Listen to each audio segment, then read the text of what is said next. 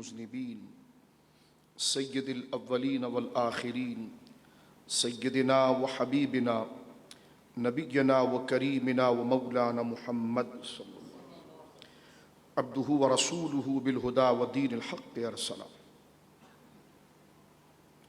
أما بعد فأعوذ بالله من الشيطان الرجيم بسم الله الرحمن الرحيم وما أرسلنا من رسول إلا ليطاع بإذن الله آمنت بالله صدق الله العظيم ببركة إن الله ملائكته يصلون على النبي يا أيها الذين آمنوا صلوا عليه وسلموا تسليما اللهم صل على سيدنا ومولانا محمد معدن الجود والكرم منبع العلم والحلم والحكم وآله وصحبه وبارك وسلم صلاة وسلاما عليك يا سيدي يا رسول الله كلهم من رسول الله ملتمس غرفا من البحر ورشفا من الديم منزه عن شريك في محاسنه فجوهر الحسن فيه غير منقسم مولاي صل وسلم دائما سرمدا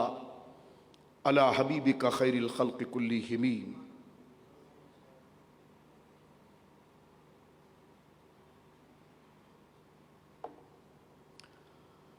اللہ کی سرتاب قدم شان ہیں یہ انسان نہیں انسان وہ انسان ہیں یہ قرآن تو ایمان بتاتا ہے انہیں ایمان یہ کہتا ہے میری جان ہے یہ وہ زباں جس کو سب کن کی کنجی کہیں وہ زباں جن کو سب کن کی کنجی کہیں اس کی نافذ حکومت پہ لاکھوں سلام اللہ کی حمد و ثنا نبی محترم نبی معظم باعث تخلیق ارض و سما صلی اللہ علیہ وعلی آلہ وصحبہ وبارک وسلم کی بارگاہ مقدسہ میں انتہائی محبت و عقیدت کے ساتھ درود و سلام پیش کرنے کے بعد تمام تعریف اللہ وحدہ لا شریک کے لیے ہے۔ شعبان المعظم کا یہ مبارک اور مقدس مہینہ اپنی سعادتوں کے ساتھ اپنی برکتوں کے ساتھ اللہ کی فضل خاص سے ہمارے سروں کے اوپر سایہ فگن ہے۔ رمضان شریف کے مقدس اور مبارک مہینے کی آمد ہے۔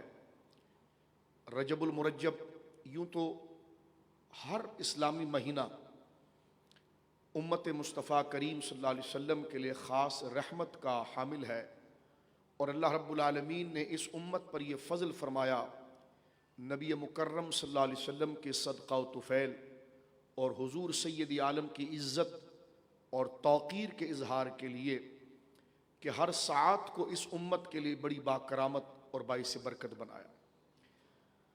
لیکن اختصار کے ساتھ بات عرض کرتے ہیں، شعبان المعظم کا یہ مہینہ تاریخی اعتبار سے اعمال اور عبادت کے حوالے سے انتہائی معظم، بزرگ اور بابرکت مہینہ ہے۔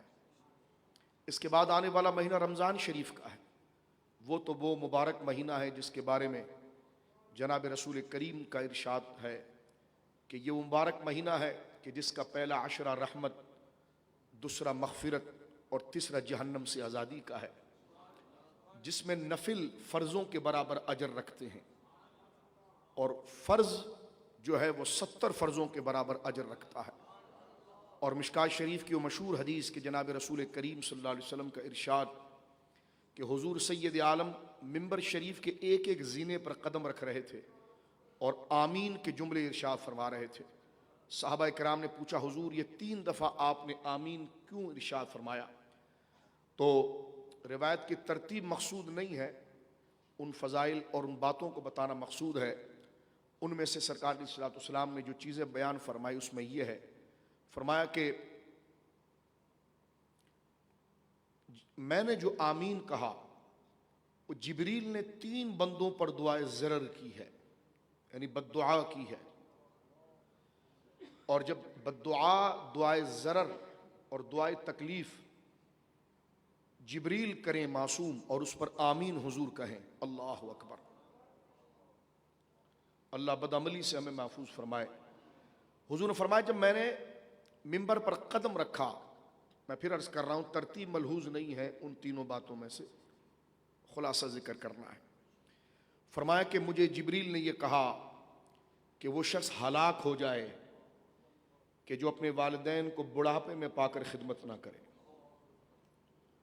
تو حضور نے فرمایا کہ میں نے آمین کہا اس پر، اور فرمایا دوسرا وہ شخص جو رمضان شریف کا مہینہ پائے اور اس میں روزہ رکھ کر اپنے رب کو راضی نہ کر دے، روایت بالمعنی، فرمایا کہ پھر میں نے اس پر آمین کہا ہلاکت پر، کہ ہلاک ہو جائے وہ شخص جس کو رمضان کا روزہ ملے اور وہ روزے میں عبادت کر کے، رمضان شریف میں روزہ اور عبادات کر کے اپنے رب کو راضی نہ کر سکے۔ فرمایا وہ شخص ہلاک ہو جائے، تو میں نے کہا آمین۔ اور فرمایا تیسرا وہ شخص کہ جس کے سامنے آپ کا نام لیا جائے اور وہ آپ پر درود نہ پڑے، وہ ہلاک ہو جائے۔ فرمایا آمین۔ پڑھی اللہم صلی علی سیدنا و مولانا محمد مبارک وسلم، صلاۃ و سلام علیک یا رسول اللہ۔ شعبان المعظم کا یہ مہینہ اپنے تاریخی اعتبار سے انتہائی اہم اور اسلام کی بنیادی واقعات جس کے ذریعے ہم اسلام کی تعلیم، اسلام کے مزاج اور اسلام کی فکر کو سمجھ سکتے ہیں، ایسے بہت بڑے بڑے واقعات شعبان المعظم کے مہینے میں ہوئے، اور پھر خود اس مہینے کی اپنی عبادتوں کا ذوق اور برکت ہے۔ اس لیے ہم نے چاہا کہ کیونکہ ہمارا یہ درس اللہ رب العالمین کے فضل سے اور مخلصین کے تعاون سے اور اکابر اولیاء کے عرس اور ان کے مبارک ناموں کی نسبت سے درس نظام مصطفیٰ صلی اللہ علیہ وسلم کے نام سے ہے۔ نظام بمعنی شریعت، نظام بمعنی وہ دستور جس کے میں اور آپ پابند ہیں کہ خوشی اور غم میں ہم نے کیسے مظاہرہ کرنا ہے۔ اللہ نے اگر خوشی دی ہے تو ایک مومن بندہ خوشی کا مظاہرہ کیسے کرے گا، اس پر غم آ گیا تو مظاہرہ کیسے کرے گا؟ کما رہا ہے، کھا رہا ہے، کنوارا ہے، شادی شدہ ہے، تاجر ہے، مزدور ہے، امیر ہے، غریب ہے، کسی کا پڑوسی ہے، تنہا ہے، مسافر ہے، مقیم ہے، الغرض ہماری زندگیوں میں جتنے پیچ و خم اور جتنے اتار و چڑھاؤ اور ہماری زندگیوں کے جتنے بناؤ سنگار اور ہماری زندگی کو جتنے نشیب و فراز اور ہماری زندگی کے جتنے شعبے ہیں، تمام شعبوں پر جو حضور کی زبان اور حضور کی شریعت درس دیتی ہے اس کو نظام مصطفیٰ کہتے ہیں۔ چند ضروری باتیں کریں گے اور توجہ کے ساتھ سننے کے لائق ہے۔ شعبان المعظم کے مہینے کی خود اپنی عبادات کا ایک مرتبہ اور مقام ہے، پہلے اس کی طرف توجہ کرتے ہیں اور احادیث میں دیکھتے ہیں کہ جناب رسول کریم صلی اللہ علیہ وسلم نے اس مبارک مہینے سے متعلق کیا مبارک جملے ارشاد فرمائے۔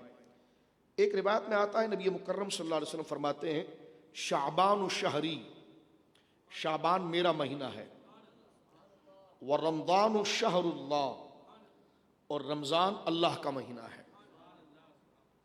یعنی شعبان میرا مہینہ ہے اور رمضان اللہ کا مہینہ ہے۔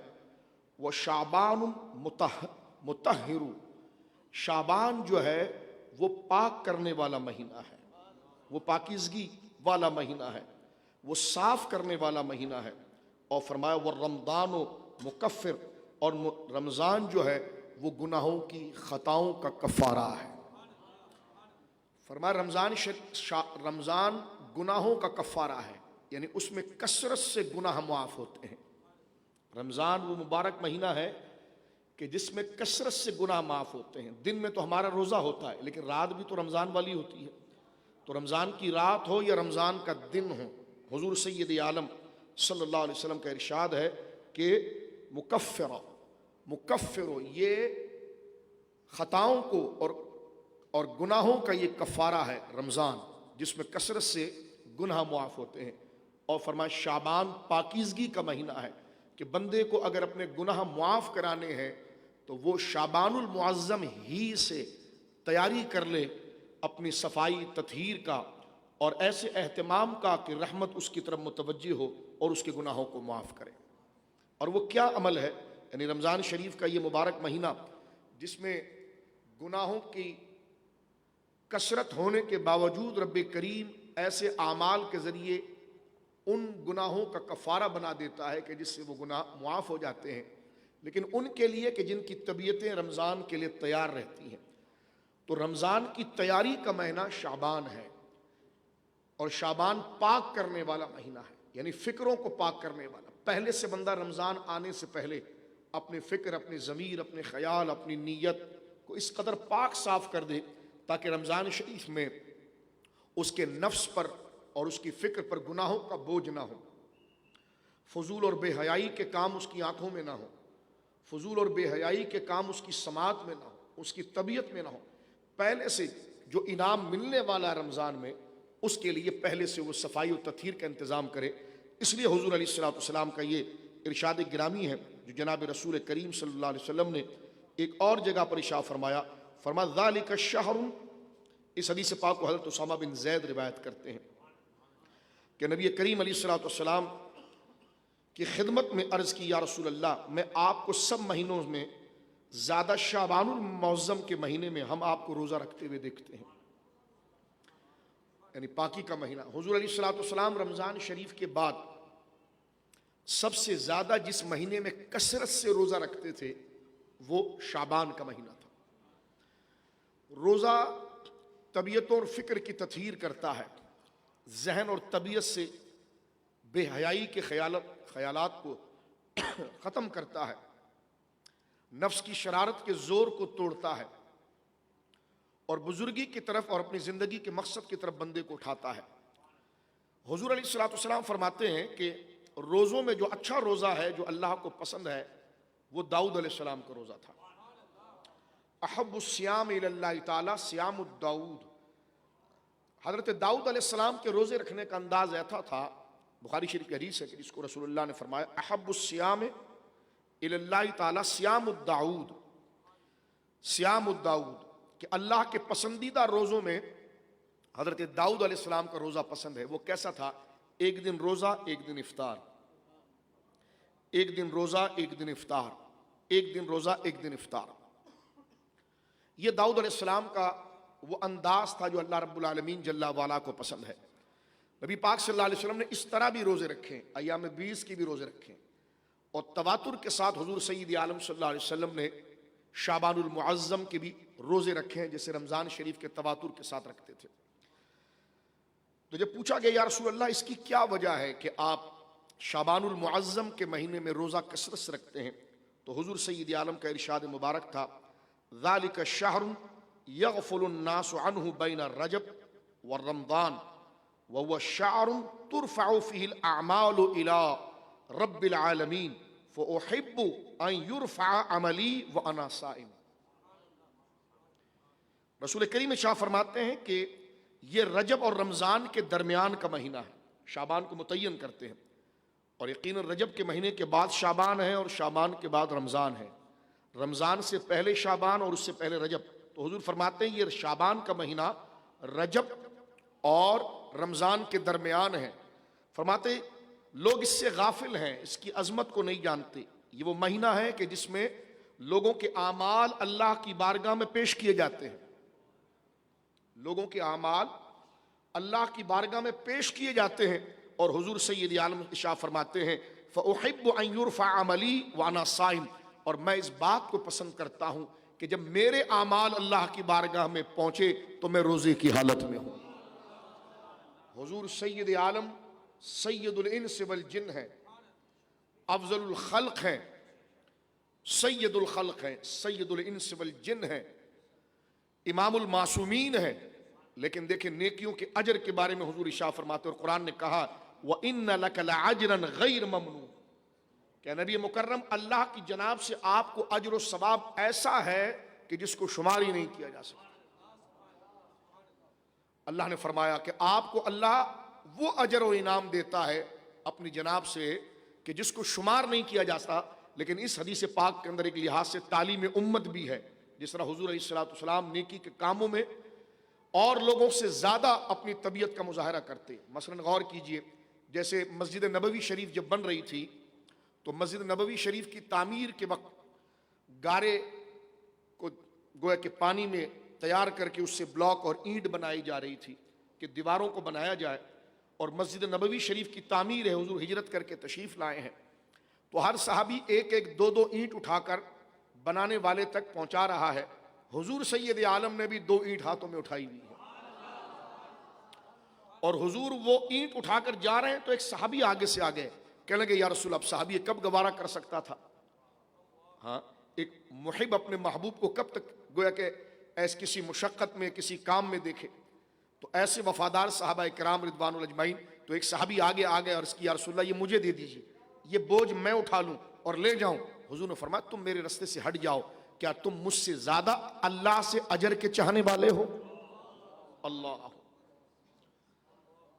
حضور سید عالم، یہ بڑی تربیت کی بات ہے، امام المعصومین ہے، آپ ہی کی نسبت سے کائنات کے ہر نیک فرد کو اجر ملتا ہے، آپ ہی کے کلمے کی نسبت سے لوگوں کے لیے اعمال اجر کا باعث بنتے ہیں، لیکن آپ دیکھیں کمال مقام عبودیت، اور جس کو کہتے ہیں نا بندہ کامل، جو اپنے رب کے حضور انکساری کے کمال پر پہنچا ہوا ہو، وہ جناب رسول مکرم صلی اللہ علیہ وسلم۔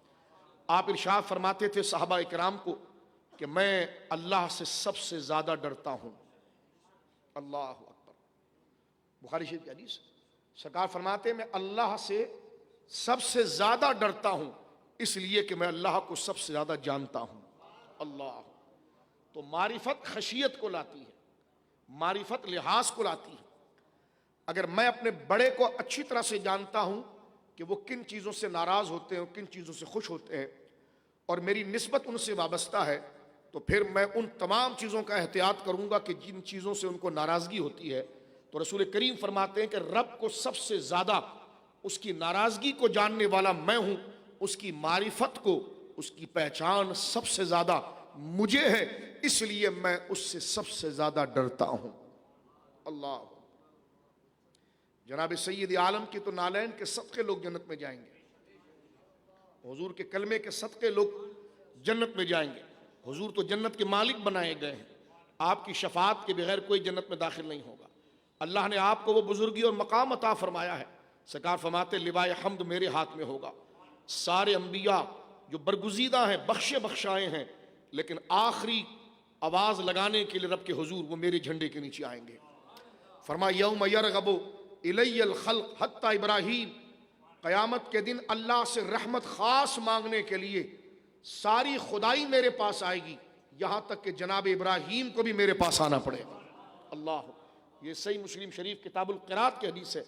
اس سے میں سادے انداز میں ٹھہر ٹھہر کے آپ کو بتا رہا ہوں، اندازہ لگائیے اللہ نے میرے اور آپ کے آقا کو کیسی بزرگی اور شان عطا فرمائی۔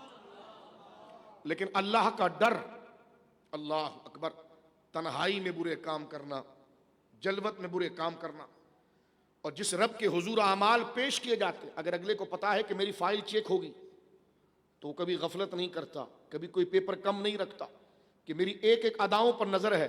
اللہ اکبر، اور فَمَن يَعْمَلْ مِثْقَالَ ذَرَّةٍ خَيْرًا يَرَهُ وَمَن يَعْمَلْ مِثْقَالَ ذَرَّةٍ شَرًّا يَرَهُ۔ اللہ فرماتا ہے قیامت کے دن اگر نیکی تم نے کی ہے نا تو چھوٹی سے چھوٹی نیکی بھی بھلائی نہیں جائے گی، چھوٹی سے چھوٹی نیکی بھی بھلائی نہیں جائے گی، اس کا اجر تمہیں ملے گا۔ اور اللہ ہماری خطاؤں کو معاف فرمائے، اور فرمائے چھوٹے سے چھوٹا بھی گناہ اگر کسی نے کیا ہے تو وہ بھلایا نہیں جائے گا، اس کا عذاب اسے دیا جائے گا۔ اللہ اکبر، یہی ارشاد ہے کہ منہ بند کر دیے جائیں گے، ہاتھ بات کرے گا، ٹانگ خود بتائے گی کہ یہ کہاں گیا تھا، ہاتھ خود بتائیں گے کہ اس نے کیا کیا تھا، آنکھیں خود بتائیں گی العیاذ باللہ استغفر اللہ ربی من کل ذنب واتوب، آنکھ خود بتائے گی کہ اس نے کیا گناہ کے کام کیے تھے، کان خود بتائیں گے کہ اس نے کیا کیا تھا۔ اس لیے مجھے اور آپ کو اپنی پرائیویسی ٹھیک کرنی چاہیے، پرائیویسی کے گناہ انسان کو برباد کر دیتے ہیں۔ اللہ میری اور آپ کی خطاؤں کو معاف فرمائے۔ انسان ہے، نفس کے بہکاوے میں آ کر، شیطان کے بہکاوے میں آ کر وہ غلطی کر جاتا ہے، لیکن جب اس کو حق کا راستہ مل جائے تو پھر اس کو حق پر آنا چاہیے۔ اس لیے کہ انسان، توجہ سے سنیے، انسان رہے تو اللہ اس سے درگزر کرتا ہے، لیکن اگر وہ شیطان بن جائے تو اللہ اس کو معاف نہیں کرتا۔ بزرگوں سے پوچھا گیا اس کا کیا مطلب ہے، فرمایا انسان رہنے کا مطلب یہ ہے، انسان جب تک انسان رہے، شیطان والی عادت نہ لائے، تو پہاڑ جیسی بھی گناہ کرے تو اللہ معاف کر دے گا۔ اور شیطان جیسا کام اگر وہ بظاہر چھوٹا سے بھی کرے تو رب اس کو معاف نہیں کرتا۔ فرمایا اس میں کیا، اس کی لاجک کیا ہے، کیا بات بتائی جا رہی ہے؟ فرمایا بتایا یہ جا رہا ہے کہ انسان کا نیچر یہ ہے کہ وہ خطا کرتا ہے، لیکن اس کا نیچر خطا پر ڈٹنا نہیں ہوتا ہے، فوراً شرمندہ ہو کر پھر پیچھے آتا ہے۔ اس کو فوراً احساس ہوتا ہے کہ میں نے غلط کام کر دیا ہے۔ ہمارا ضمیر خود بتاتا ہے تو غلط کام کر رہا ہے۔ آئینے میں اگر ہم دیکھیں تو ہماری آنکھیں ہم سے بات کرتی۔ اللہ نے ایسا نمائندہ ہمارے اندر رکھا ہے، اگر خارج میں باہر نبی نہ بھی آتے تو یہی نمائندے جو ہمارے اندر عقل ہے، ہمارا نیچر ہے اور ضمیر ہے، یہ بندے کو ہدایت دینے کے لیے کافی تھا۔ لیکن نبیوں کو بھیج کر اللہ نے کرم کیا کہ اگر بری صحبت سے ہماری یہ فکر کمزور پڑ جائے تو نبی کی صحبت اور اس کی تاثیر سے دوبارہ یہ زندہ ہو جاتی ہے۔ تو غور کیجئے آپ اس بات پر، تنہائی کے گناہ، تو فرمایا کہ انسان جب تک انسان رہے تو اللہ رب العالمین اس کے پہاڑ جیسے گناہ بھی معاف کر دے گا۔ کیا مطلب؟ مطلب یہ کہ انسان کی یہ عادت نہیں ہے کہ وہ نافرمانی پر ڈٹا رہے، ہاں اس سے نافرمانی ہو جاتی ہے، اس کی طبیعت ہے، وہ بھول اور خطا کے درمیان گھومتا رہتا ہے، اس کے بس میں نہیں کہ ہر وقت وہ نیک بنا رہے، اس کے اختیار میں نہیں ہے کہ وہ ہر وقت نیک بنا رہے، لیکن وہ اپنے آپ کو سنبھالتا ہے، گناہ کی طرف جانے سے بچتا ہے۔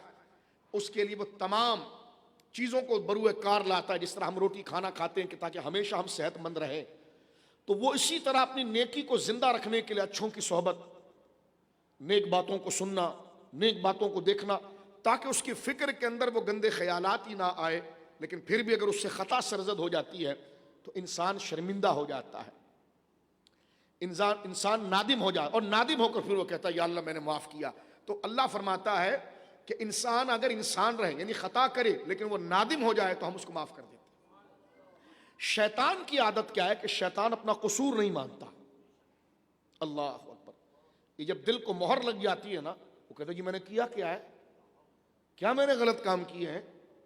ٹھیک ہے اگر آپ غلط کہہ رہے ہیں کہ یہ کام غلط ہے تو بعد میں معافی مانگ لوں گا، العیاذ باللہ۔ تو گناہ کو ہلکا سمجھنا گناہ کو کبیرہ بنا دیتا ہے۔ اس لیے ہمارے بزرگوں نے لکھا کہ کوئی گناہ صغیرہ نہیں ہوتا، ہر گناہ کبیرہ ہوتا ہے۔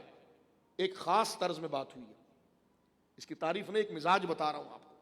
فرمایا جب چھوٹے سی بات کو بھی بندہ غیر ضروری سمجھے اور رب کریم کی ادنا سی بھی نافرمانی کو، کہ مانا اگر اس پر جہنم کی وعید نہیں بھی ہے لیکن وہ شریعت کے نزدیک محمود نہیں ہے، لیکن اس کو کرنے میں بھی اگر کیا ضرورت ہے اس کی جناب، میں تو یوں بھی کر سکتا ہوں، تو جہاں اس نے ہلکی سی بھی نافرمانی کو ہلکا سمجھا تو اس نے گویا کہ خدا کے دین کو ہلکا سمجھا، تو یہ گناہ کبیرہ اور جہنم کا باعث بن گیا۔ جس طرح آج کل ہمارے وہاں عادت ہے ننگے سر نماز پڑھنا، ہمارے معاشرے کے اندر یہ عادت چل پڑی ہے۔ اگر کہا جاتا ہے جناب سر ڈھانپ کر نماز پڑھیں، اتنا پیسہ ہے آپ کے پاس، پان سگریٹ یہ چیزیں خریدتے ہیں تو ٹوپی نہیں خرید سکتے، اور مسجدوں کے اندر ٹوپیاں رکھی ہوتی ہیں، کہتے ہیں ہم وہ ٹوپی پہن کر نماز پڑھیں گے۔ میں نے کہا یہ ٹوپی پہن کر آپ دوبارہ دفتر میں جا سکتے ہیں؟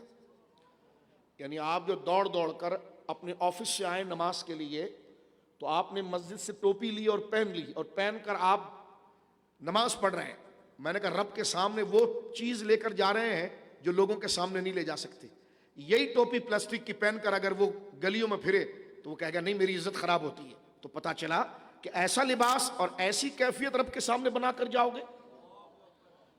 اپنے دنیا کے باس یا کسی لیڈر کے پاس جاؤ تو 4 دفعہ کپڑا الماری میں کھنگالتے ہو اور دیکھتے ہو کہ جناب کون سا کپڑا پہن کے جاؤں جس سے اس کے دربار، اس کی سیٹ، اس کی پوزیشن اور میری پوزیشن اور ویلیو گویا کہ ظاہر ہو۔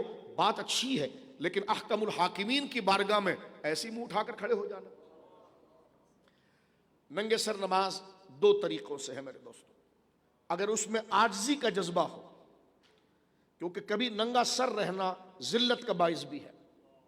جس طرح پہلے زمانے میں محاورہ کیا جاتا تھا کہ اب تو میں ننگے سر آپ کے پاس آ گیا ہوں، جیسے ننگا پاؤں جانا ایک عاجزی کا اور ایک جذبے کا اظہار۔ آج بھی ہم کہتے جی میں تو ننگے پاؤں دوڑنے لگا، یعنی اپنے آپ کو کمتر کر دیا، اور اس جو بات تھی اس کی میرے نزدیک اہمیت اتنی تھی کہ میں تو ننگے پاؤں دوڑ پڑا۔ اسی طرح ننگا سر رکھنا ذلت کی بھی نشانی ہے اگلے کے مقابلے میں، کہ یار اب تو معاف کر دے، میں تو ننگا سر تیرے پاس آ گیا۔ تو اگر واقعی میں انکساری کا جذبہ ہے تب تو مستحب ہے، تب تو مستحب ہے کہ بندہ ٹوپی اتار کے نماز پڑھ سکتا ہے، جبکہ اپنے آپ کو حقیر سمجھے، ننگا سر سمجھنا کہ عزت گئی میری، یہ اس کے ساتھ استعارہ ہوتا ہے۔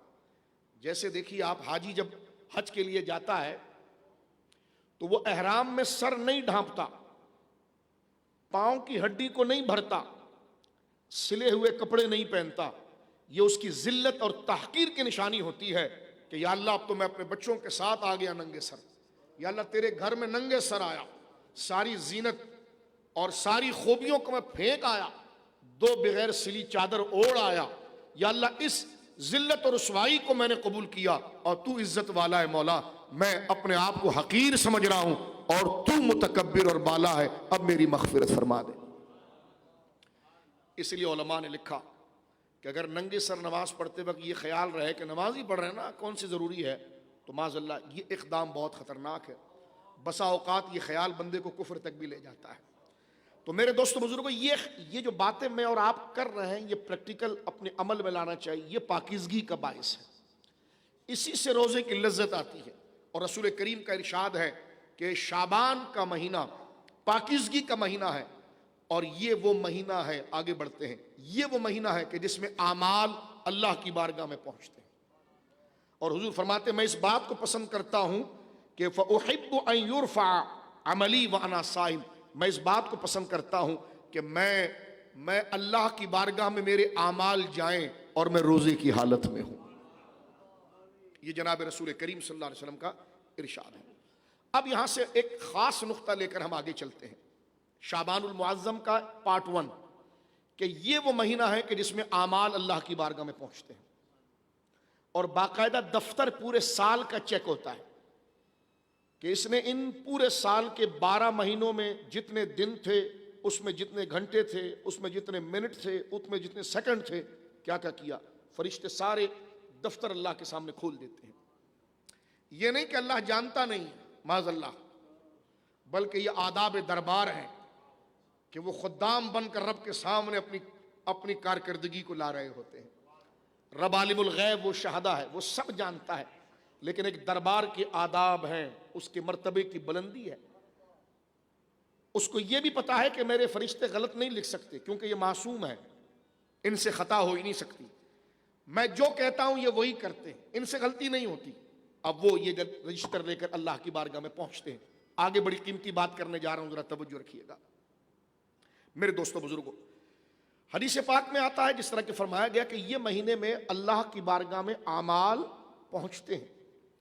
اللہ رب العالمین نے بندوں کے لیے ایک نظام رکھا ہے کہ جو جس کے ماتحت ہے اس کے حضور اس کا حساب پیش کیا جاتا ہے۔ مثلا ہم اگر والد ہیں یا والدہ ہیں، ہمارے بچے ہمارے ماتحت ہیں، تو ان کی کارکردگی اللہ ہمیں دکھائے گا، اور ہم جن کے ماتحت ہیں وہ رسول اللہ ہیں، تو اللہ پھر سب کی کارکردگی اپنے محبوب کو بھی دکھاتا ہے، اور پھر اصل میں تو مطاع حقیقی اور مستعان حقیقی وہ اللہ رب العالمین ہے، تو پھر یہ سارے اعمال اس درجے میں اللہ کی بارگاہ میں پہنچتے ہیں۔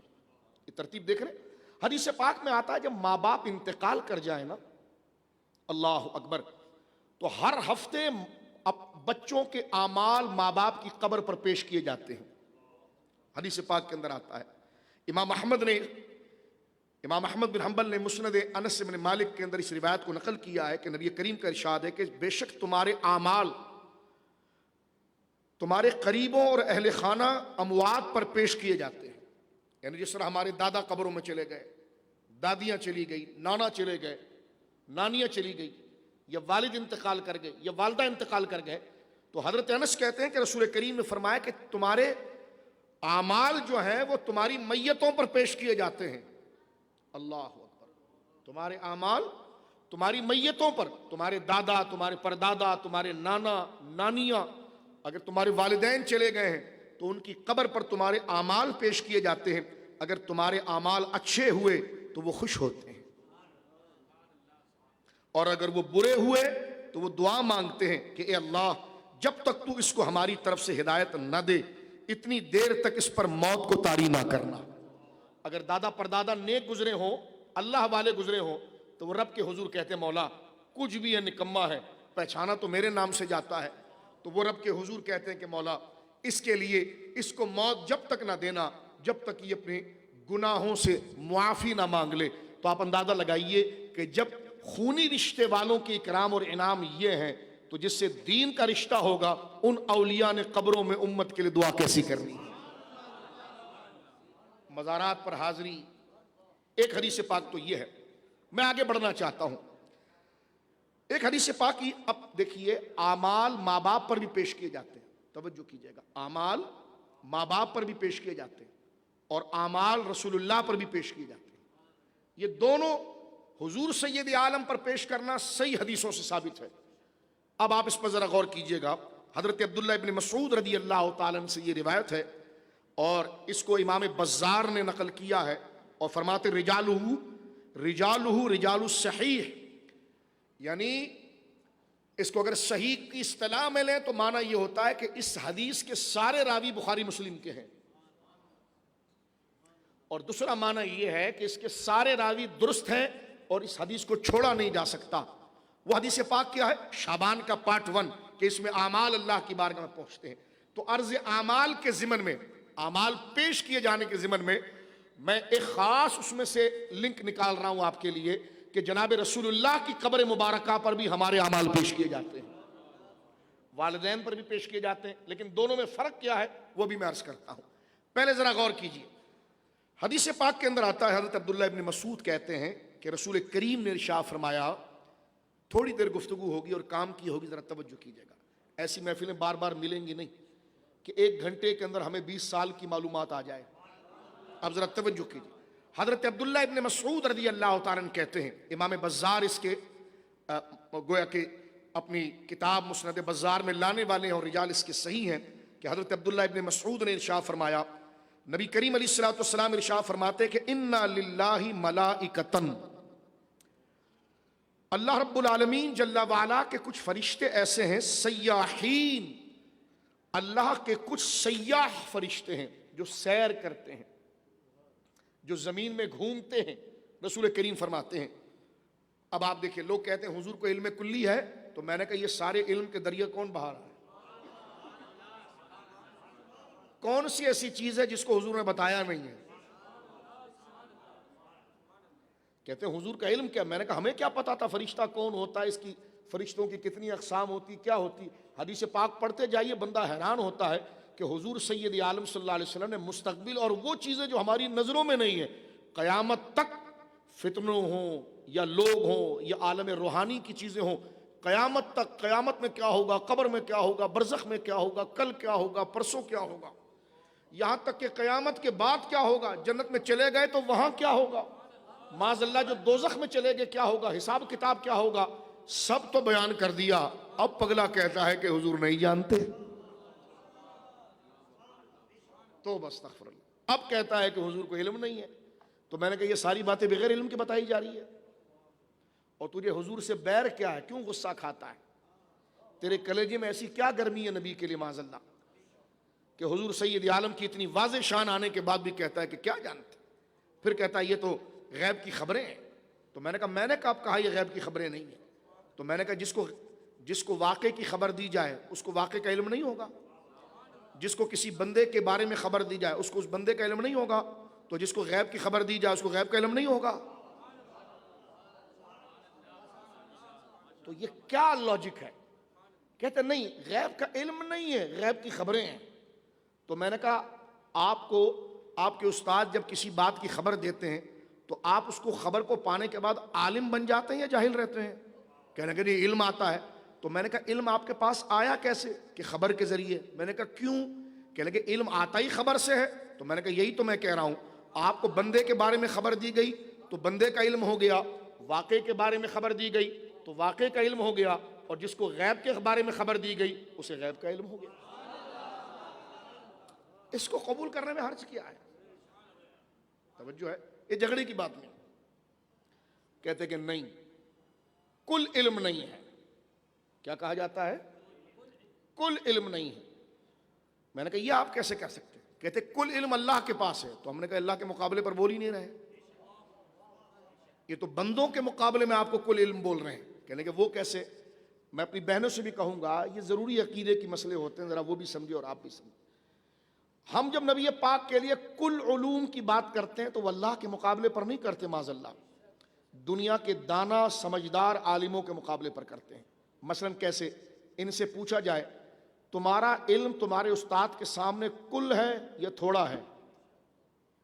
وہ کہیں گے تھوڑا ہے. تو میں نے کہا استاد کا تمہارا علم؟ کا میرے مقابلے میں کل ہے. کہنے گا ٹھیک ہے. کا ان کا علم اپنے استاد کے سامنے، تیرے سامنے تو کل ہو گیا، لیکن ان کا اپنے استاد کے سامنے میں تھوڑا ہے یا کل ہے؟ کہنے گا میرے مقابلے میں تو کل ہے لیکن اپنے استاد کے سامنے تھوڑا ہے، جز ہے. میں نے کہا اب اس کا علم اپنے استاد کے سامنے جز ہے کہ کل ہے؟ وہ کہیں گے ہم جو دو نیچے والے ہیں ان کے شاگرد، ان کے مقابلے میں تو کل ہے لیکن اپنے بڑے استاد کے سامنے جز ہے.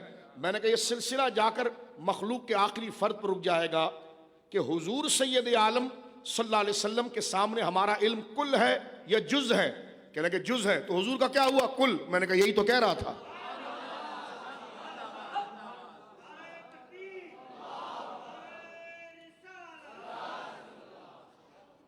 تو لہذا یہ جھگڑے کی چیز نہیں ہے. آگے چلیے حدیث پاک سنیے. حضور سید عالم فرماتے ہیں اعمال پیش کیے جاتے ہیں.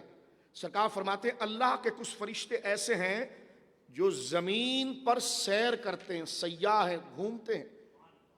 میری بہنیں اور میرے بھائی ذرا توجہ سنیں، یہ غیب کی بات صرف رسول اللہ بتا سکتے ہیں اللہ کے اذن سے. فرمایا ان للہ ملائکۃ سیاحین، اللہ کے کچھ فرشتے ایسے ہیں جو زمین میں چکر لگاتے ہیں.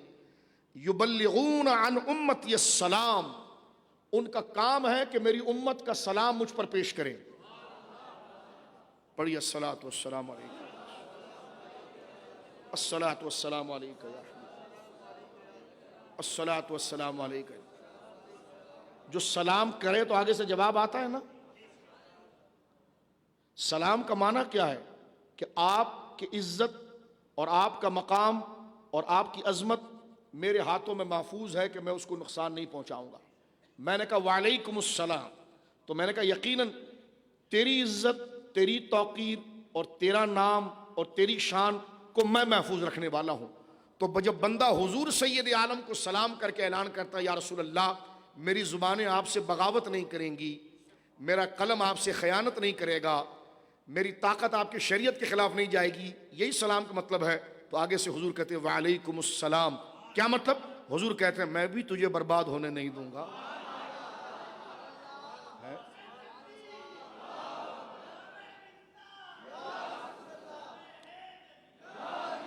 سلامتی کا کیا مطلب ہے؟ ریٹرن میں کیا سلام، یعنی سلام ایسی کیا چیز ہے جس کو بولا جا رہا ہے اگر اس کے اندر کوئی معنویت ہی نہ ہو، اس میں کوئی پیغام میسج نہ ہو تو صرف یہ زبانوں کا جمع خرچ ہے کہ صرف الفاظ ادھر گئے ادھر آئے؟ نہیں، اس میں ایک معنی ہے، اس میں ایک مفہوم ہے، اس میں ایک عہد ہے، اس میں ایک وعدہ ہے، اس میں ایک پیغام ہے.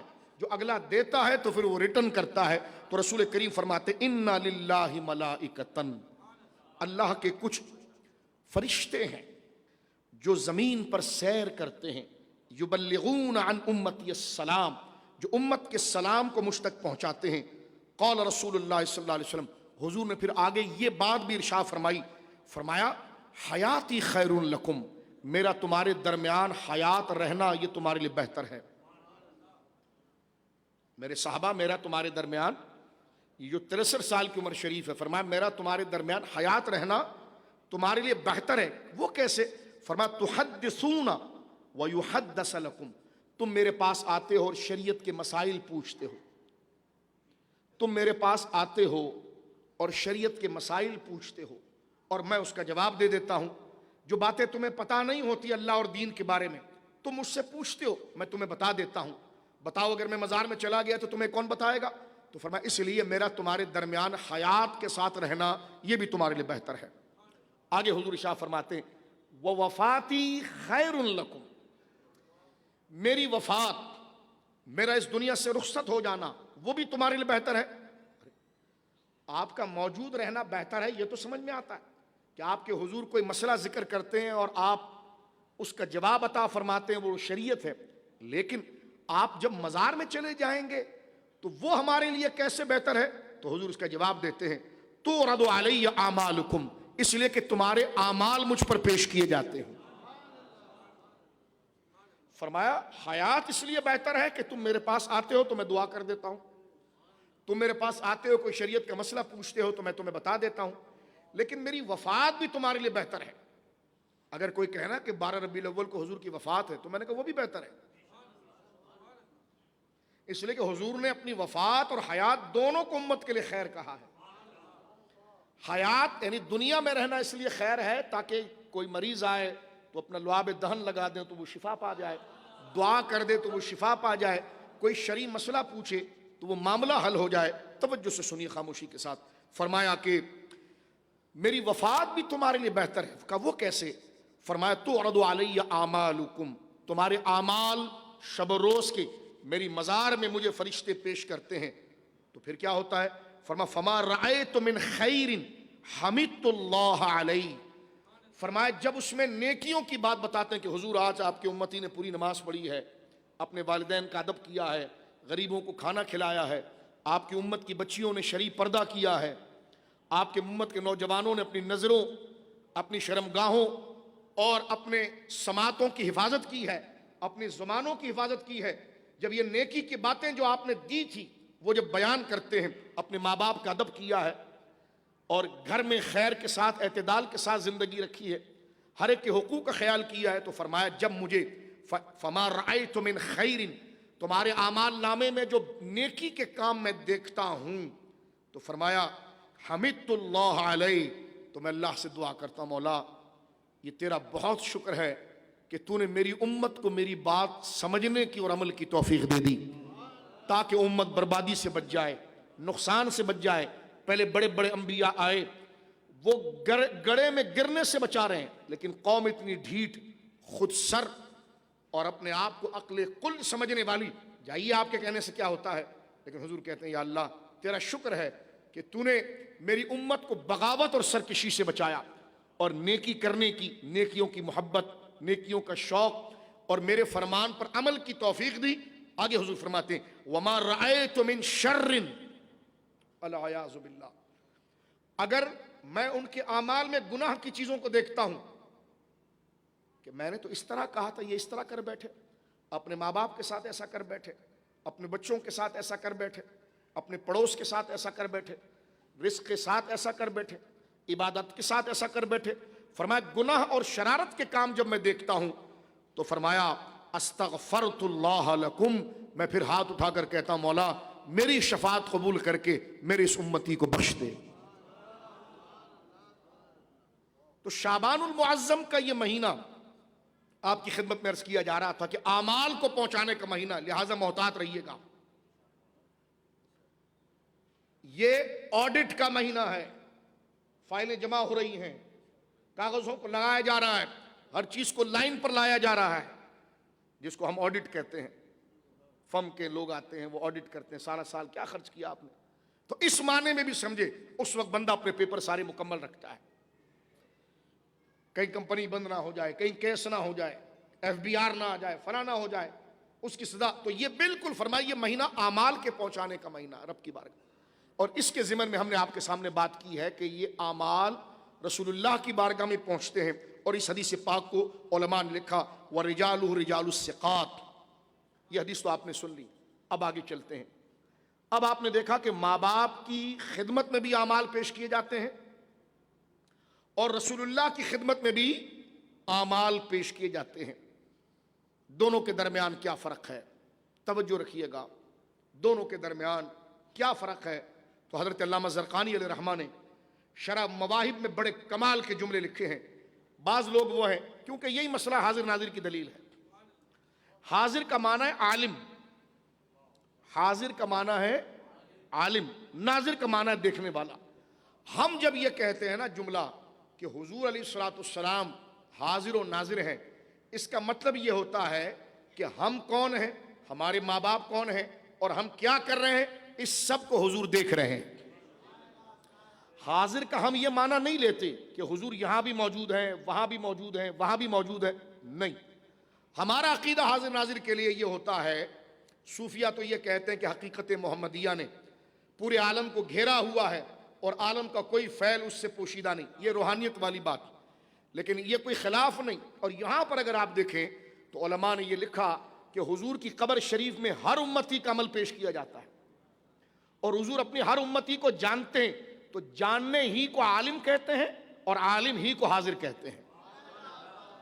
مثلا آپ غور کریں، آپ یہاں پر موجود ہوں اور ایک واقعہ ہو چکا ہو، اس کا علم آپ کو نہ ہو، باہر آپ کو پتہ چلے کہ جناب میں تو خود اس ہال میں موجود تھا، کسی نے کہا یہ واقعہ ہوا، کہہ لگے میں حاضر تو تھا، کہ آپ کو پتہ ہے؟ کہہ لگے نہیں، کہا پھر جائیے آپ۔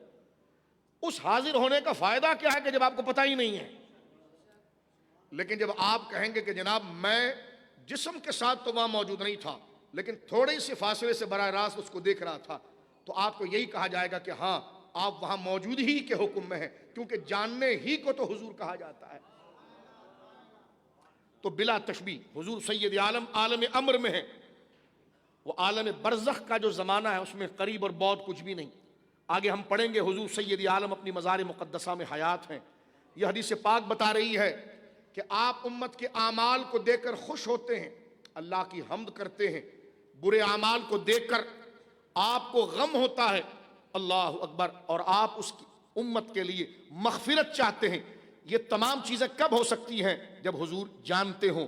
یہاں پر اب مسئلہ حاضر ناظر کلیئر ہو جاتا ہے جو میں نے آپ کے سامنے۔ ہاں یہ الگ بات ہے کہ حضور اللہ کے اذن سے اگر اجازت پائیں تو کہیں بھی جا سکتے ہیں بدن کے ساتھ، لیکن اصلاً ہمارا کہنے کا مطلب یہ ہے کہ حضور ہمیں جانتے ہیں، اور یہی حاضر ناظر کا مطلب ہے۔ اچھا، اس میں کچھ دوست تھوڑی سی وضاحت کرتے ہیں، کہتے ہیں چلے وہ تو فرشتوں نے لا کر بتا دیا نا، تو میں نے کہا جان گئے نا، تو سنیں تو کہتے جی فرشتوں نے بتا دیا۔ میں نے کہا آپ کے کلیجے میں ایسی گرمی کیا ہے کہ آپ سیدھی بات میں پھر کوئی نقطہ نکالتے ہیں؟ سیدھا سے قبول کریں۔ جب کہتے وہ تو اللہ نے دکھایا نا، تو ہم نے کہا کب کہا؟ حضور نے خود دیکھا۔ ہم بھی کہتے، آپ بھی کہہ دیجئے، آپ یہ جملہ کہہ دیجئے نا مائک پر کہ اللہ بتاتا ہے اور حضور اپنی ساری امت کو جانتے ہیں، یہ جملہ بھی آپ کے لیے بھاری پڑے گا۔ تو دیکھو میں ناراض کرنے کے لیے نہیں کہہ رہا، میں یہ بات کر رہا ہوں، یہ چھوٹے سے جملے بھی بہت بڑے بڑے اعمال کو غارت کر دیتے ہیں کہ کس کی جناب میں جسارت کی جا رہی ہے۔ ان کی جناب میں جسارت کی جا رہی ہے جو قرآن کہتا ہے وَيَكُونُ الرَّسُولُ عَلَيْكُمْ شَهِيدًا، اے رقیبہ، ہم نے رسول کو ان کی امت کے اعمال پر نظر رکھنے والا بنایا۔ توجہ ہے، اب اس بحث کو تھوڑا سے میں آگے لے کر چلتا ہوں، شعبان کی برکت سے عقیدے کو سیکھیں ہم۔ غور کیجئے میرے دوستوں، اب اگر یہ کہنا کہ فرشتے پہنچاتے ہیں تو ہاں ٹھیک ہے، کیا حرج ہے؟ یہ کہنا کہ اللہ آپ کو اطلاع دیتا ہے، یہی تو بار بار کہہ رہے ہیں ہم کہ اللہ اطلاع دیتا ہے، تو ہم یہی پوچھ رہے ہیں، ذرا خاموشی سے سنیے تاکہ مجھے بات کرنے دیجیے، تاکہ انٹرپٹ نہ ہو۔ غور کیجیے، اگر آپ یہ کہیں کہ جناب اللہ رب العالمین بتاتا ہے، میں نے کہا ٹھیک ہے، لیکن آپ یہ بتائیے بتانے کے بعد حضور کچھ نہیں جانتے یا جاننے لگ جاتے ہیں؟ تو چپ ہو جاتا ہے۔ تو میں نے کہا بات یہ نہیں کہ اللہ بتاتا ہے، اللہ بتاتا ہے، سوال یہ کہ بتانے کے بعد حضور کو اس چیز کا پتہ چلتا کہ نہیں چلتا؟ کہتے جی چلتا ہے۔ تو میں نے کہا وہیں سے ہم بات آگے کر رہے تھے، اسی معنی میں علم غیب مانتے ہیں اور اسی معنی میں حاضر ناظر مانتے ہیں۔ سن لیا کہ جب بتا دیا گیا ہے تو مسئلہ ختم کریں آپ، توجہ ہے آپ کی۔ کہتے نہیں فرشتے پہنچاتے ہیں، تو میں نے کہا جب فرشتے پہنچاتے ہیں تو قیامت کے دن اللہ کے حضور امتوں کی گواہی کون دے گا؟ قرآن کہتا اِنَّا أَرْسَلْنَاكَ شَاهِدًا، اے نبی ہم نے آپ کو گواہ بنایا۔ میں نے کہا جب حضور ڈائریکٹ نہیں جانتے، انڈائریکٹ جانتے ہیں، تو پھر حضور کو شاہد بنانے کی بجائے فرشتے کو ہی شاہد بنا دیا جاتا۔ غور کیجیے، میرے ساتھ میرے کرامن کاتبین ہیں، آپ کے ساتھ آپ کرامن کاتبین۔ اگر معاذ اللہ حضور، لاجیکل بات کر رہا ہوں، حضور اگر براہ راست نہیں جانتے، یہ فرشتے حضور کو بتائیں گے تو اتنی زحمت کیوں ہے؟ پھر حضور کو شاہد اور گواہ بنانے کی بجائے گواہ ان فرشتوں کو ہی بنا دیا جائے، کیونکہ گواہی پر گواہی تو عدالت میں نہیں چلتی، کیونکہ فقہ حنفی کے اندر شہادت علی شہادت رد کر دی جاتی ہے۔ مثلا یہ بندہ ایسا ہے، جج نے کہا یہ ایسا ہے، تو آپ گواہی کے لیے کھڑے، نہیں مجھے نہیں پتا کہ ایسا، میں نے دیکھا نہیں ہے، لیکن میرے دوست نے کہا ایسا ہے اور اس نے دیکھا تھا۔ اب یہ گواہی پر گواہی دینا یہ توہین عدالت ہے کہ نہیں؟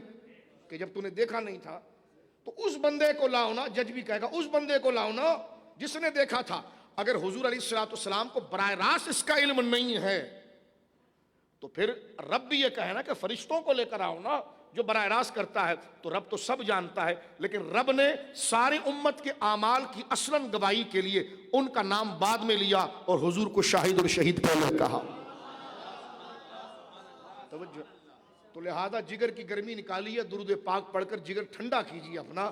یہ نبی پاک کی شان ہے. ورفعنا لک ذکرک، اللہ نے ان کو شان دی ہے.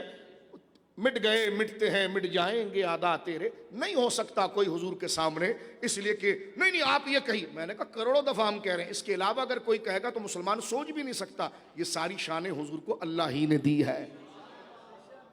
اب صرف یہ ہے کہ ماننے کی بات ہے. توجہ ہے آپ کی. اس میں ایک بات میں مزید آگے لے جانا چاہتا ہوں، غور کیجئے گا. سوال ہوا، ہاں ٹھیک ہے حضور کو اعمال بتائے جاتے ہیں لیکن تفصیل نہیں، اس کی سمری بتائی جاتی ہے. پھر ایک نقطہ یہاں کھڑا کر دیا جاتا ہے، اجمال ہے تفصیل نہیں. مثلا یہ کہہ دیا جاتا ہے کہ یا رسول اللہ فلاں جگہ پر 100 آدمی کھڑے تھے، انہوں نے آپ پر درود پڑھا. یہ سمری ہے، اس کا اجمال ہے. یہ نہیں بتایا جاتا کہ ایک بندہ تھا، اس کا نام یہ تھا، اس کے باپ کا نام یہ تھا اور وہ پڑھا جاتا ہے. میں نے کہا اس پر بھی حدیث موجود ہے. سرکار نے فرمایا کہ میری قبر شریف کے پاس ایک فرشتہ موجود ہے جو دور سے آوازوں کو سن لیتا ہے. خاموشی سنی، دور سے آوازوں کو سن لیتا ہے اور مجھے کہتا ہے یا رسول اللہ فلاں علاقے سے ایک بندے نے آپ پر درود پاک پڑھا ہے، اس کا نام یہ اور اس کے باپ کا نام یہ. تو کہتے ہیں وہ حضور کو بتاتا ہے. میں نے کہا اچھا اس لیے حضور کو پتا چلتا ہے؟ کہنے لگے اچھا. کہنے لگے ہاں. میں نے کہا اچھا اس فرشتے کو کون سناتا ہے اتنے دور سے؟ کہنے لگے یہ اللہ سناتا ہے. تو میں نے کہا یہ عقیدہ اگر رکھا جائے کہ جو فرشتوں کو اللہ سناتا ہے وہی اللہ حضور کو سناتا ہے. وہ جو مزار پر کھڑا فرشتہ ہے وہ خود تو نہیں سنتا نا، اللہ کی دی ہوئی طاقت سے سنتا ہے. کہتے پھر وہ پہنچاتا کیوں ہے؟ تو میں نے کہا یہی تو بات ہے، شعبان کے مہینے میں اللہ کی بارگاہ میں اعمال پیش کیے جاتے ہیں تو اللہ جانتا نہیں؟ کہ لگے جانتا ہے. تو میں نے کہا فرشتہ لے کر کیوں گیا؟ پھر فرشتہ لے کر کیوں گیا؟ تو میرے دوستو بزرگوں یہ وہ سوالات بنتے ہی نہیں ہیں. علامہ زرقانی نے کیا بات کی ہے، میری بہنیں ذرا توجہ کریں، اس قسم کی باتیں سننے کی بھی عادت ڈالیں اور ذرا عقیدے کو مضبوط کرنے کی. اور اس ترتیب سے جو میری بہنیں، کیونکہ میں اردو میں بات کر رہا ہوں، میرے بھائی بھی بیٹھے ہیں، یہ حضور کی شان ہے تاکہ دلائل سے مکمل طور پر سمجھا جائے. ہمارے نبی ہمیں جانتے ہیں، اس پر ایک سوال کھڑا ہوتا ہے، اس کے ہم جوابات دیتے جا رہے ہیں. اس سے آپ کا عشق بڑھے گا، آپ کا فہم بڑھے گا. میں آپ کو الجھا نہیں رہا، لیکن سوال کے بعد جواب مزاج کو کھولتا ہے، شک کو دور کرتا ہے. ابھی تک جتنے سوالات ہیں اس کے میں نے جوابات آپ کی خدمت میں ذکر کی. 2 سوالات رہتے ہیں، پھر اس کے بعد ہم اپنی تقریر کو اختتام کی طرف لے جاتے ہیں. ایک یہ کہ ٹھیک ہے حضور کی مزار میں، مزار شریف میں اعمال پیش کیے جاتے ہیں، ٹھیک ہے. تو میں نے کہا پھر حضور کی حیات ثابت ہو گئی. ثابت تو ہے الحمدللہ. خاموشی سنیے، مجھے بات کرنے دیجیے. حیات تو ہے لیکن آپ نے اس کو سمجھ لیا کہ لگے ہاں. میں نے کہا اچھا پھر کیا کہنا؟ کہتے ہیں نہیں، آپ جب جالیوں کے سامنے جائیں گے نا اور درود پڑھیں گے، یہ فرشتہ کیوں؟ میں نے کہا یہ آپ کہتے ہو فرشتہ سنتا اس لیے ہے کہ حضور دور سے نہیں سنتے. تو میں نے کہا پھر؟ کہتے ہیں حضور جو جالی کے سامنے درود پڑھے نا اس کی سنتے ہیں، اس لیے وہاں کھڑے ہو کر یا رسول اللہ آپ کہہ سکتے ہیں، پاکستان سے نہیں کہہ سکتے. میں نے کہا اچھا آپ یہ کہتے ہیں کہ دور سے حضور یا رسول اللہ ندا کا جو لفظ ہے یہ نہیں کہنا چاہیے کیونکہ دور کی پکار نہیں سنتے، لیکن آپ کہہ رہے ہیں جالیوں کے پاس سن لیتے ہیں. کہ لگے ہاں سن لیتے ہیں. تو میں نے کہا جالیوں کے پاس کتنا فاصلہ حضور اور حضور کی مزار کے درمیان ہے؟ کیونکہ جہاں کھڑے ہو کر اللہ ہمیں لے جائے عزت و وقار کے ساتھ، تیری وحشتوں سے اے دل مجھے کیوں نہ آر آئے، تو انہی سے دور بھاگے جسے تجھ پہ پیار آئے. امت کے لیے سب سے بزرگی کا دن وہ ہوتا ہے کہ جب وہ اپنے نبی کے دربار پر حاضر ہوتا ہے.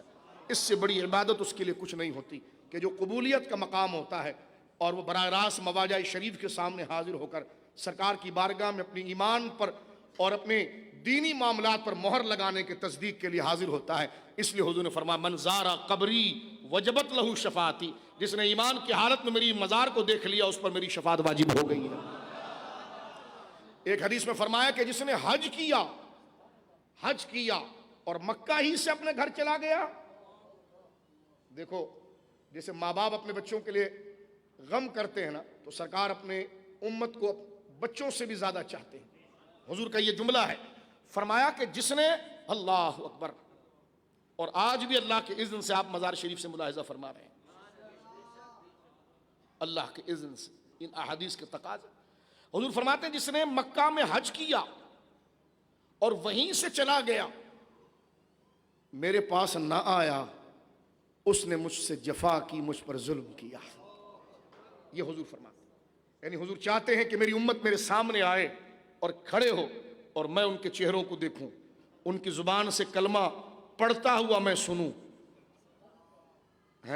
درود پڑھتا ہوا میں سنوں، تو میں کہوں مولا طائف کے میدان میں جو میں نے پتھر کھائے اور جو سختیاں اٹھائی، اپنے چچا کا لاشا میں نے اپنے ہاتھ میں اٹھایا، میرے بچوں نے اس دین کے لیے قربانیاں دی، کربلا میں میرے حسین کے گود کے بچے کو مار دیا گیا، لیکن مولا اب میں اپنی امت کو دیکھنا چاہتا ہوں، میں نے اور میرے خاندان نے اور میرے صحابہ نے اتنی قربانی دی ہے، تو 15 صدیوں کے بعد میں ان کے چہروں کو روشن دیکھنا چاہتا ہوں اور اس پر تیری توحید اور اپنی رسالت کے ترانے دیکھنا چاہتا ہوں۔ بولیے سبحان اللہ۔ اب یہ کہ حضور سید عالم کی جالیوں کے سامنے کھڑے ہو کر حضور پر درود پاک پڑھنا، کیونکہ حضور وہاں سے سنتے ہیں، یا کہنا چاہیے، یہاں سے یا نہیں کہنا چاہیے۔ میں نے کہا یہاں سے بھی ہم کہہ سکتے ہیں، حرج نہیں ہے، میرا دعویٰ یہ۔ وہ کہتے ہیں نہیں یہاں سے نہیں کہا جائے گا۔ تو میں نے کہا پھر کہاں سے کہا جائے گا؟ کہا جہاں تک سنتے ہیں وہاں تک سے یا کہا جائے گا۔ میں نے کہا کہاں پر؟ کہنے کا جالیوں کے سامنے۔ میں نے کہا کوئی فٹ اور انچ ذرا بتائیے، اس لیے کہ جب رش ہوتا ہے تو ہم صفوں میں پیچھے چلے جاتے ہیں۔ جو فرنٹ پر کھڑا ہوا ہے، ایک تو جہاں حضور آرام فرما رہے ہیں وہاں سے جالیاں تقریباً 10 سے 15 فٹ سے زیادہ کا فاصلہ ہے، سنہری جالی تک ایک۔ پھر اس کے بعد آپ کے لوگوں نے 5 فٹ کی ایک اور دیوار لگا دی ہے، ٹھیک۔ اس کے بعد پھر کھڑے ہونے نہیں دیا جاتا، یعنی تقریباً یہ 30-35 فٹ بن جاتا ہے حضرت۔ اور پھر آپ بتائیے کہ 35 فٹ کے بعد سنتے ہیں؟ کہ لگے ہاں۔ میں نے کہا کہ 35 فٹ والی لائن بھر گئی اور مجھے جگہ سیکنڈ رو میں ملی، تو وہ میرے خیال میں 35.5 یا 36 فٹ ہو جائے گا، تو اس میں سن سکتے ہیں؟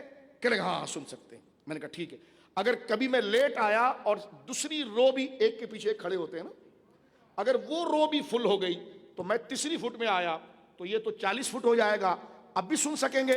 کہ لگے جی ہاں اب بھی سن سکیں گے۔ میں نے کہا اچھا اگر پھر رو فل ہو گئی، کیونکہ رش جب حج میں ہوتا ہے تو 4-5 سب بندہ پیچھے جاتا ہے، میں نے کہا اب بھی سنیں گے؟ کہ لگے ہاں۔ میں نے کہا کبھی یوں ہوتا ہے کہ بالکل مواجہ شریف کے سامنے جو مسجد کی دیوار ہے وہاں تک رش ہوتا ہے، تو لوگ مسجد کے باہر سے جا کر مواجہ شریف کے سامنے درود پڑھتے ہیں۔ اب یہ تو 100-150 فٹ، کہ لگے وہاں بھی سنتے ہیں۔ تو میں نے کہا تھوڑا اور آگے آتے جائیں نا، توجہ ہے۔ تو یہ کیا ہے؟ خلاصہ اس کا یہ ہے کہ میں کہتا ہوں 1 فٹ ہو یا 25 فٹ ہو، مجھے یہ بتائیے حضور کو ہمارا سلام سناتا کون ہے؟ کہ اللہ۔ میں نے کہا بس بات یہی ہے، جو اللہ 2 فٹ 40 فٹ پر سنا سکتا ہے وہ اللہ یہاں سے بھی سنا سکتا ہے، اس میں کوئی دو رائے نہیں۔ مثلاً غور کیجئے، کہتے نہیں قریب سے سننا چاہیے۔ میں نے کہا قریب کی تو کہانی وہاں ختم ہے، ایسا تھوڑی ہے کہ سرکار کی مزار شریف کو براہ راست بندہ قریب سے جا کر دیکھے اور بالکل جہاں سرکار آرام فرما رہے ہیں وہاں تک تو کوئی نہیں جا سکتا۔ کہتے ہیں امتحان ہے اس لیے نہیں جا سکتا، تو میں نے کہا ہمارے پاس بھی ٹکٹ نہیں، امتحان ہے اس لیے نہیں جا سکتے۔ تو لہذا جب امتحان اور آزمائش کی وجہ سے 30 فٹ کی آپ گنجائش دیتے ہیں تو ہم غریبوں کو پیسہ نہ ہونا اور مدینہ نہ جانے کی، تو پھر آپ 4 گھنٹے اور 1500-2000 کلومیٹر کی بھی گنجائش عطا فرما دیجئے۔ توجہ ہے آپ؟ کیونکہ جو آپ 30 فٹ کی گنجائش دے رہے ہیں اس لیے کہ جالی لگی ہوئی ہے، کہتے جالی لگی نا اس لیے قریب نہیں۔ میں نے کہا آپ نے کہا قریب میں سنتے ہیں، ادھر تو ہمیں حضور کی قبر شریف تو نظر نہیں آتی، کہتے جالی لگی ہوئی ہے۔ تو میں نے کہا پھر قریب سے کیسے سنیں گے؟ کہتے وہ مجبوری ہو گئی نا، اب جالی لگ گئی ہے تو لہذا اب آگے سے سن سکتے ہیں۔ میں نے کہا اچھا جیسی جیسی مجبوری ہوگی ویسے ان کی سماعت بڑھتی چلی جائے گی۔ میں نے کہا ہم غریب لوگ ہیں، نہ کرایہ ہے، نہ ویزا ہے، نہ پاسپورٹ ہے، تو ہماری بھی ایک مجبوری ہے، تو یہاں سے بھی ہم کہتے ہیں یا اللہ تیرے نبی پر درود پڑھ رہے ہیں، اور جیسی مجبوری ہوگی ویسے اللہ ان کی سماعت کو بڑھاتا رہے گا۔ بات واضح ہو گئی میرے دوستوں؟ تو لہٰذا اب آئیے یہاں پر میں ایک بات کرتے ہوئے یہ باتیں وہ ہیں جو شاید ہم کم جگہ سنتے ہیں. کسی پر تنقید اور مناظرے کے لیے نہیں کی جا رہی کہ آپ نیچے آ کر کامنٹس کرنا شروع کریں. اگر آپ ہندو ہیں تو میں آپ کا جواب دے دوں گا، اگر آپ مستشرق ہیں تو کامنٹس کے نیچے میں جواب دے دوں گا، قائدیانی ہیں تو میں جواب دے دوں گا. لیکن شرم آنی چاہیے. حضور کا کلمہ پڑھ کر بات ہم نے کی ہے فضائل کی، رب کے مقابلے پر نہیں کی ہے، اذن و عطا سے کی ہے، اس میں بگڑنے کی کیا ضرورت ہے؟ توجہ ہے آپ کی؟ تو یہ مناظرے کے لیے نہیں کی ہے، دل آزاری کے لیے نہیں کی ہے. کیوں لوگوں کے کان بھرتے ہو؟ نہیں پڑھنا، یہاں سے یہ لفظ نہیں پڑھنا، یہاں سے یہ لفظ نہیں پڑھنا. میں نے کہا جناب حضور نے تو یہ فرمایا، ابن ماجہ کی حدیث ہے کہ مومن کے گھر میں اگر اس کی بیوی اس سے لڑتی ہے، صحیح حدیث، توجہ سنے گا، مومن بنتا کب ہے؟ جب حضور کے جوتوں سے اس کو نسبت ہوتی ہے اور اس پر کرم ہوتا ہے اور وہ کلمہ پڑھتا ہے. مومن مرد اور عورت اگر گھر میں جھگڑا شروع ہو گیا اور بیوی نے شوہر کی عزت کا لحاظ نہیں کیا اور سخت جملے اس کو کہنا شروع کیے، تو رسول اللہ فرماتے ہیں شوہر سے کہ تو گھر برباد نہ کرنا، جلد بازی نہ کرنا، خاموشی کرنا اپنے اولاد کے لیے. لیکن سن، بیوی یہاں اس سے جھگڑ رہی ہے اور وہ جنت جو ساتوں آسمانوں سے اوپر ہے، سدرۃ المنتہا کے پاس ہے، وہاں جنت میں جو اس کی دلہن بننے والی حور ہے وہ ساری باتوں کو سن رہی ہے. میں نے کہا وہ حر جو ہے وہ تو رتبے میں مومن سے بھی چھوٹی ہے، کیونکہ دلہن بنے گی نا، اور شوہر کا رتبہ زیادہ ہے. تو مومن کے پاس جو نکاح میں حور آئے گی ایمان کے ذریعے، حضور کی امت کا وہ فرد بھی یہ شرف پائے گا کہ وہ جو اگر بیوی اس سے دنیا کے اندر گویا کہ ناچاقی کی بات کر رہی ہے تو حور جنت میں سن کر کہہ رہی ہے کوئی بات نہیں، یہ تجھ سے رخصت ہو کر میرے پاس آئے گا. میں نے کہا جب حضور کی امت کا ایک عام مسلمان جس کو ملنے والی دلہن کی سماعت یہ ہے، تو جس نبی کے کلمے سے یہ مزے لگے ہیں اس مصطفیٰ کی سماعت کیسے ہوگی؟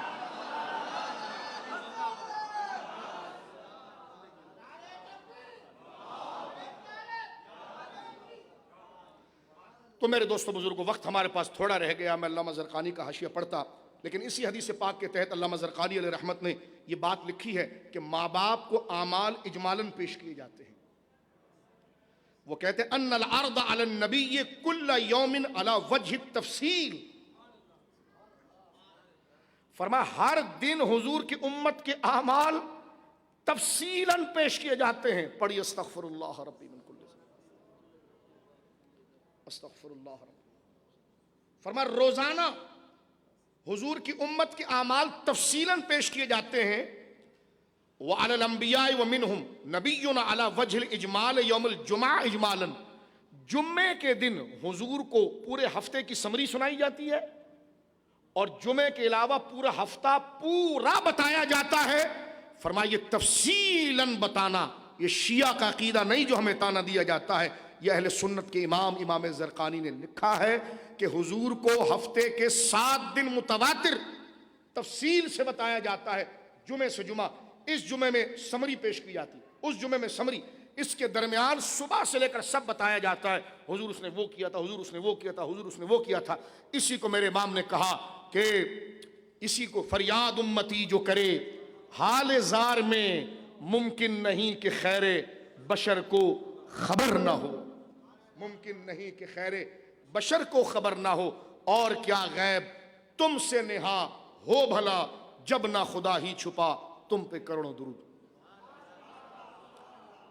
آپ ذرا خاموشی سے رہیے، سبحان اللہ آپ پڑھیے، لیکن نقشبندی انداز میں پڑھیے خفا کے ساتھ، کیونکہ ہم تاجدار نقشبند کے جوتوں کی دھول سے بھی نسبت رکھتے ہیں. تو ذرا مخفی انداز میں سبحان اللہ پڑھیے، سانسوں میں پڑھیے، ذاکر بن کر پڑھیے ضرور، تاکہ تسلسل سے ایک گفتگو ہوتی رہے. کیونکہ ہال ہے پھر وہ گونجتا ہے، تو بہتر یہ ہے کہ ہم کوئی داد و تحسین کے لیے تقریر نہیں کر رہے ہیں، نہ کوئی نعرے سننے کے لیے، جبکہ نعرہ بھی آپ کسی کے نفس کو خوش کرنے کے لیے، اللہ کی رضا. ایمان ہے آپ کے چہرے روشن ہو رہے ان حدیثوں کو سن کر، میں قدر کرتا ہوں، لیکن ضبط کر کے اور خاموشی سے اللہ کی بارگاہ میں شکر کے جملے کہیں. مولا ایک ٹکے کا نہیں تھا میں، لیکن کیا تیرا کمال ہے، ایسے عظیم نبی کی امت میں پیدا کر دیا تو نے. کیونکہ کارکن اپنی کرامت سے نہیں پہچانا جاتا، لیڈر کی عظمت سے پہچانا جاتا ہے کہ گندے نکمے کمی مہنگے تھے کوڑی کے تین، کون ہمیں پوچھتا تم پہ کروڑوں درود، مانا کہ بیکار ہیں لیکن خدا کا یہ کرم ہم پر ہوا کہ جناب سید عالم کے کلمہ پڑھنے کی توفیق ہوئی۔ خدا اسی کلمے پر مجھے اور آپ کو ایمان پر موت دے، یہی کلمہ میرے اور آپ کے کفن کے ساتھ قبر میں جائے، اللہ اکبر۔ اور اسی کلمے کے ساتھ جب سرکار مزار میں آئے، قبر میں آئے، تو پھر کھڑے ہو کر کہیں کہ مجھ سے خدمت کے قدسی کہیں ہاں رضا مصطفیٰ جان رحمت پہ لاکھوں سلام، مصطفیٰ جان رحمت پہ لاکھوں۔ ایک سوال کا جواب میں یہاں پر دوں گا، ذرا خاموشی سنیے، اور کوئی چڑھانے کے لیے نہیں، کوئی بات کا قائل نہیں ہے، نہ ہو، ہم اس کی کوئی تکفیر تھوڑی کر رہے ہیں۔ اگر کوئی عرض اعمال کی بات کو نہیں مانتا، نہ مانے، نہ ہم اس کو گمراہ کہتے ہیں، نہ ہم اس کی تکفیر کرتے ہیں۔ یہ مسئلہ باب فضائل کا ہے، نہ مانے آپ علم غیب کلی کو، نہ مانے، ہم کوئی کافر نہیں کہتے، اس پہ گمراہ نہیں کہتے۔ نفس سے علم غیب کا انکار کفر ہے۔ تفصیل اگر جو ہم بیان کر رہے ہیں یہ دلائل سے ثابت ہے، آپ نہیں مانتے، نہ مانے، دلائل اس کے موجود ہیں۔ سوال یہ ہے کہ جب دلائل ہیں تو پھر آپ قائل کو کافر کیسے کہہ سکتے، مشرک کیسے کہہ سکتے؟ یہ فتویٰ عود ہوگا۔ میرے دوستو بزرگ، اس وقت امت کو نظام اسلام کو قائم کرنے کے لیے آکسیجن کی ضرورت ہے۔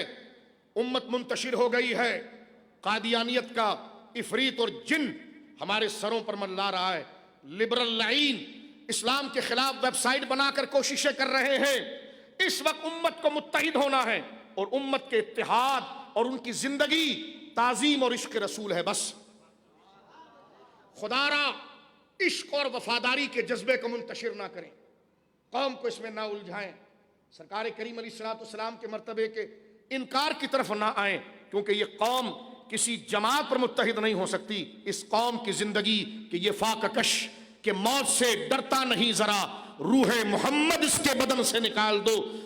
کہا یہی اقبال نے کہا تھا کہ اس امت کو مارنا ہو تو یہ بھوکی رہ کر نہیں مر سکتی، پیاس سے نہیں مر سکتی، ان کی زندگی عشق رسول ہے۔ ایسے فتنے، ایسے فرقے، ایسے لوگ ان میں چھوڑ دو جو ان کے دلوں سے نبی کی عقیدت نکال دے، یہ خود مر جائے گی۔ اور اگر یہ عشق والی ہو تو 1000 سال بھی ایک مٹی کے نیچے رہے تو ان کا بدن زندہ رہتا ہے، اور وہ زندگی ان کی عشق رسول کی وجہ سے ہوتی ہے۔ اب میں ایک بات کر کے آگے بڑھ جانا چاہتا ہوں، میرے دوستو ذرا جلدی سے سنیے۔ سوال اگر ذہن میں یہ آئے، یہ پیدا کیا گیا ہے، آ جائے کہ حضور اگر سب کو جانتے ہیں تو بخاری شریف کی حدیث ہے کہ حضور علیہ الصلوۃ والسلام کے پاس حوض کوثر پہ چند لوگ آئیں گے، اور حضور ان کو پانی پلانے کے لیے آگے بڑھیں گے، تو اللہ رب العالمین ارشاد فرمائے گا حبیب آپ ان کو چھوڑ دیجئے، انک لا تدری ما احدث بعدک، آپ نہیں جانتے کہ انہوں نے آپ کے بعد دین کے اندر کیسی خرابیاں نکالی تھی۔ تو حضور کہیں گے سحقن سحقن، سرکار پیچھے ہٹ جائیں گے اور ان کو پانی نہیں پلائیں گے۔ اب سوال یہ ہے کہ حضور اگر اپنے سارے امتیوں کو جانتے ہیں تو حوض پر جو وہ منافق آئے ہیں ان کو حضور نے اپنے قریب کیوں کیا ہے؟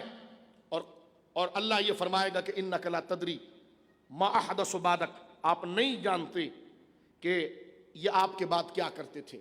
میں نے کہا جنہوں نے یہ حدیثیں جمع کی ہیں ان کو بھی یہ حوض کوثر والی حدیث پتہ تھی، یہ کوئی آج کی روایت نہیں ہے، یہ رسول اللہ کا فرمان ہے۔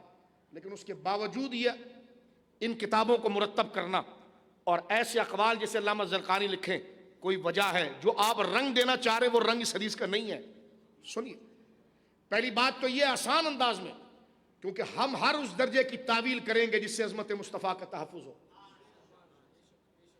سب سے پہلے اللہ یہ نہیں کہے گا کہ آپ جانتے نہیں، فرمایا انک لا تدری، تدری درایت سے، درایت کا معنی ہے اپنی عقل سے فیصلہ کرنا، جس کو ہم اردو میں کہتے ہیں اٹکل پچھو مارنا، سمجھ میں نہیں آیا بات کر دی، تو اللہ یہ کہے گا حبیب اس کا معنی یہ تعویلاً کر اس لیے رہے ہیں ہم تاکہ سامنے عظمت مصطفیٰ ہے۔ جب صحابی کی عظمت کے لیے تعویل کی جائے اور اس کی عظمت و وقار کا تحفظ کیا جائے تو صحابہ تو وہ ہیں جو میرے آقا کے جوتوں کے ذروں کو جھڑ کر جو ذرے تھے اس کو پا کر وہ روشن ہوئے کہ ذرے جھڑ کر تیری پیزاروں کے تو جناب سید الخلق اصل تعظیم کے مستحق رسول اللہ ہے. تو ہم یہاں پر یہ مانا کرتے ہیں کہ نبی آپ خود سے نہیں جانتے, اور ہم بھی یہی کہتے ہیں حضور خود سے نہیں جانتے, اللہ کے بتائے سے جانتے. اچھا, جب وہ حضور کے قریب آئے, توجہ سے سنیں, تو حضور نے ان کو اپنے قریب کیا, پانی پلانا چاہا. اللہ نے فرمایا حبیب یہ وہ لوگ نہیں ہے کہ جن کو پانی پلایا جائے, یہ تیری امت کے نیک لوگ نہیں ہے, تو منافق ہے, پیچھے کرو. اگر یہ کہا جائے حضور جانتے نہیں تھے, میں نے کہا علامہ صاحب یہ بات آپ کو کس نے بتائی کہ قیامت کا دن ہوگا, حوض کوثر ہوگا, کچھ منافق میرے پاس آئیں گے, میں پانی کا جام لے کر آگے بڑھوں گا, اللہ مجھ سے کہے گا نہیں نہیں یہ وہ لوگ ہیں کہ جو تیرے جام کے مستحق نہیں ہیں, میں پیچھے ہٹ جاؤں گا. میں نے کہا یہ سارا واقعہ آپ کو بتایا کس نے؟ کہا حضور نے. اور میں نے کہا جانتے بھی نہیں سمجھا آپ میری بات. اور میرے بھائی یہ تو بات سب حضور نے خود بتا دی ہے, تیرے کو کیسے پتا چلا کہ ایک لوگ آئیں گے اور وہ منافق ہوں گے؟ کہنے کہ حضور نے بتایا. جب بتا دیا کہ منافق ہوں گے تو اس میں عدم علم کی دلیل کیسے؟ یہ واقعہ اگر تجھے الگ سے پتا چلتا تو ہم سمجھتے, یہ تو حضور نے خود بتا دیا کہ ایسا ہوگا اور میں یہ جواب دوں گا, رب یہ فرمائے گا, میں ان کو دور کر دوں گا. تو جب خود جان بھی رہے, بتا بھی رہے کہ ایسا ہوگا ایسا ہوگا ایسا ہوگا, تو اس میں علم کی نفی کہاں سے آ گئی؟ بات سمجھ رہے ہیں آپ؟ لیکن میں یہاں پر ایک بات آپ کی خدمت میں عرض کر دوں, توجہ کیجیے آپ, یہ بات آپ کی خدمت میں عرض کر دوں. ایک تو یہ جواب اس کا کافی شافی ہے, لاجیکل آپ کے سامنے, کہ جب وہ خود بتا رہے ہیں تو پتہ نہیں ہوگا. رب نے ایک قانون بنایا ہے ان کو ذلیل کرنے کے لیے, اس لیے ایسا کرایا جائے گا کہ جو واقعی میں نبی کے سچے عشق اور وفاداری اور ناموس کے راستے پر چلتے رہے, آج حضور خود میدان محشر میں پیالہ بھر بھر کے چل کے جائیں گے, خود ان کو پلائیں گے.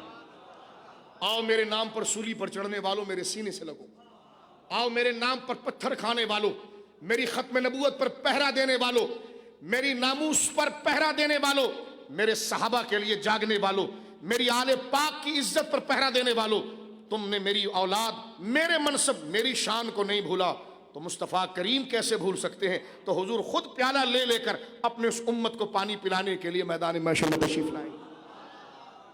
جو نہ بھولا ہم غریبوں کو رضا, یاد اس کی اپنی عادت کیجئے. غور کیجئے میرے دوستو بزرگوں, یہاں پر ایک بات, جب یہ حضور واقعہ بیان کر رہے تھے نا, تو یہ طبرانی شریف کے اندر یہ حدیث موجود ہے حضرت ابو دردہ سے, اور سند حسن, اور یہی واقعہ البدایہ میں علامہ ابن کثیر نے نقل کیا. اب ذرا دیکھنا, حضرت ابو دردہ رضی اللہ تعالیٰ عنہ, توجہ ہے آپ کی, حضرت ابو دردہ رضی اللہ تعالیٰ عنہ, وہ عظیم ہستی ہیں کہ وہ اس وقت موجود تھے جب حضور یہ واقعہ سنا رہے تھے. جب حضور فارغ ہوئے تو ان کے چہرے پر بڑا غم تھا. سرکار نے فرمایا ابو دردہ تجھے کیا ہو گیا؟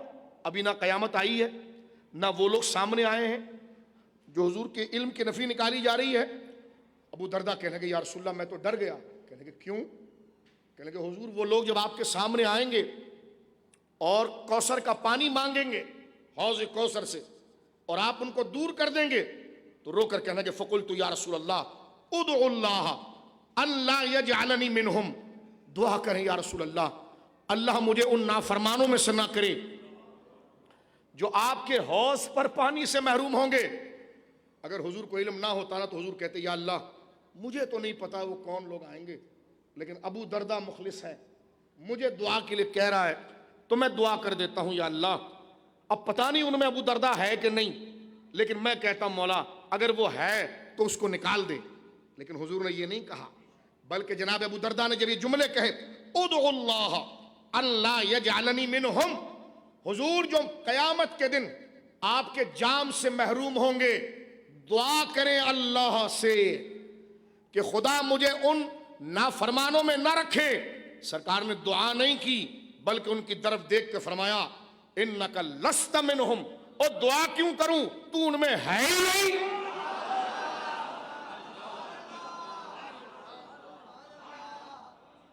انک لست منہم, فرما قال لست منہم, اور دعا کیوں کروں تو ان میں ہے ہی نہیں. تو جناب رسول اللہ جانتے ہیں کہ ان میں کون ہے, اور بات دعا کی تھی نا بھائی, دعا تو دعا ہے, کر لینی چاہیے, لیکن نہیں کیا کیونکہ حضور کو جزم تھا کہ جب یہ ہے نہیں تو دعا کیوں کروں. فرما لست منہم, لست منہم، ہو نہیں، ہم ان سب میں تو ہے ہی نہیں. بولیے سبحان اللہ. یہ اللہ نے عطا فرمایا ہمارے نبی پاک کو شان اور مرتبہ. بولیے سبحان اللہ. درود پاک پڑھیے سبحان اللہ. کب ختم کرنا ہو گیا ٹائم. میرے دوستو، شعبان المعظم بہت بابرکت مہینہ ہے. میں نے آج اسی بحث پر بات ختم کی، لیکن ایک بات آپ کو میں بتا دوں کہ یہ مہینہ آیت درود کے نزول کا مہینہ ہے. ان اللہ ملائکتہ یصلون علی النبی یا ایھا الذین آمنوا صلوا علیہ وسلموا تسلیما. اللہم صلی علی سیدنا مولانا محمد وعلی آلہ وصحبہ اجمعین. یہ جو آیت ہے میری بہنوں، میرے بھائیوں، میرے بچوں، میرے بزرگوں، یہ جو آیت سورہ احزاب کی ہے، آیت درود، یہ نازل ہی شعبان کے مہینے میں ہوئی ہے. سرکار دو عالم صلی اللہ علیہ وسلم اپنے حجرہ پاک کے اندر موجود تھے مسجد میں. مستدرک میں کہ جب باہر نکلے تو سرکار کا چہرہ چمک رہا تھا. صحابہ نے پوچھا کیا؟ فرما رب نے مجھے یہ کہا کہ اب ذرا خاموشی سنی. کیا بات؟ فرما اللہ نے مجھ سے کہا حبیب تو نے میری راہ میں بڑے صدمے اور تکلیفیں اٹھائیں. ایک معنی کر رہا ہوں اس کا، ایک مفہوم بیان کر رہا ہوں. یہ آیت اس کا تقاضا کرتی ہے حبیب لوگوں کے سامنے تیری عظمت و شان کا اظہار ہونا چاہیے. فرما میں رب ہو کر خود، اللہ خود اور اس کے اتنے معصوم فرشتے جن کو اللہ کے سوا کوئی نہیں جانتا، یصلون علی النبی، تیری واہ واہ کرتے ہیں، تجھ پر درود پڑھتے ہیں. اگر کوئی نہ پڑھے تو کیا ہوتا ہے؟ یہودیوں کو فرما کہ یہ انگلی پر گننے والوں کی حیثیت کیا ہے تیرے کو سلام نہ کرے؟ فرما اللہ خود تجھے سلام کرتا ہے. اس کے فرشتے.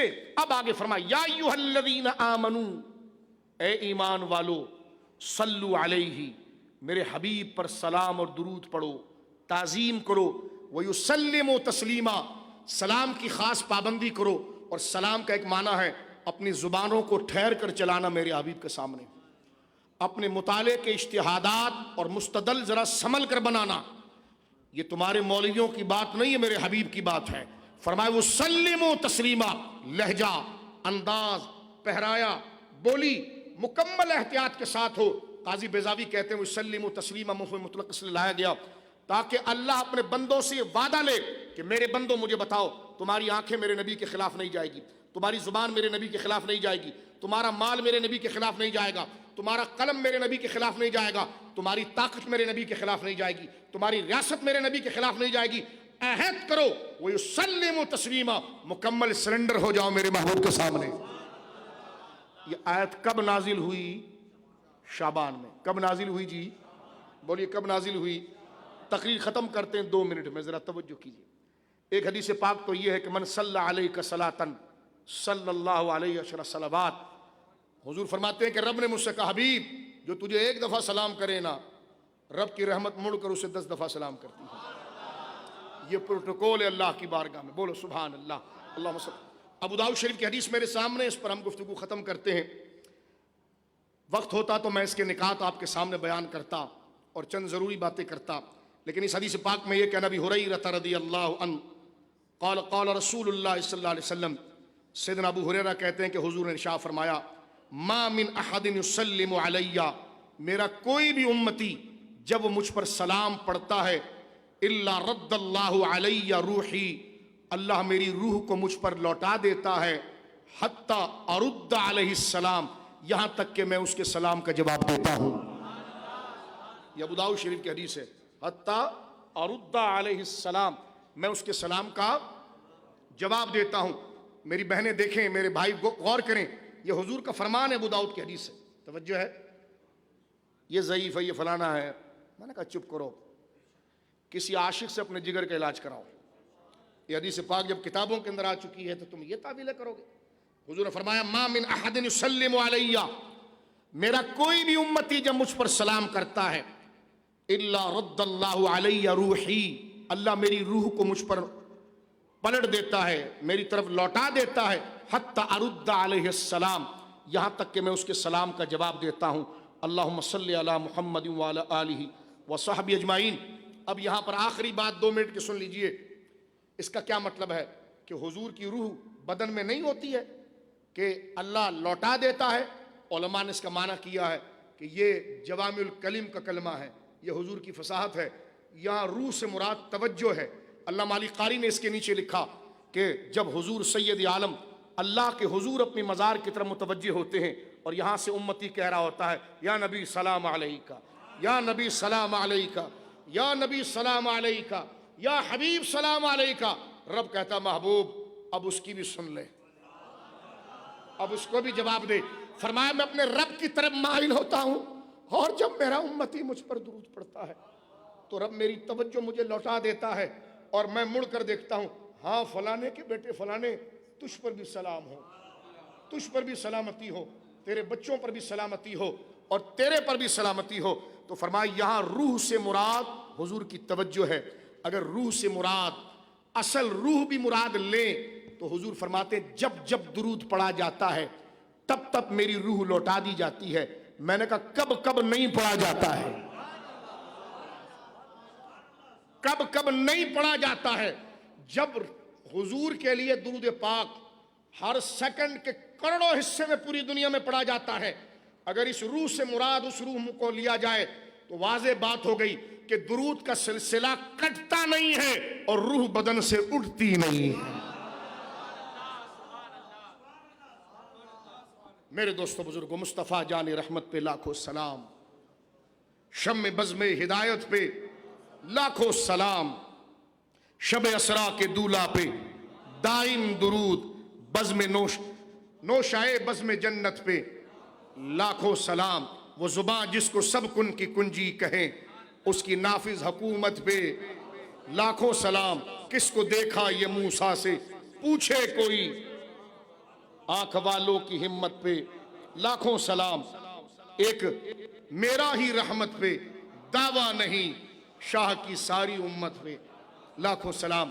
اللہ رب العالمین جل والا کے حضور دعا ہے، یہ مبارک ذکر ہم نے اس لیے کیا تاکہ ہماری دل کی سخت زمین نرم ہو جائے اور نرم ہو کر عبادت کے لیے، درود پاک کے لیے، ذکر کے لیے بیدار ہو جائے۔ اللہ رب العالمین ہمارا یہاں پر بیٹھنا اور ہمارا التجا کرنا اپنی بارگاہ میں قبول فرمائے۔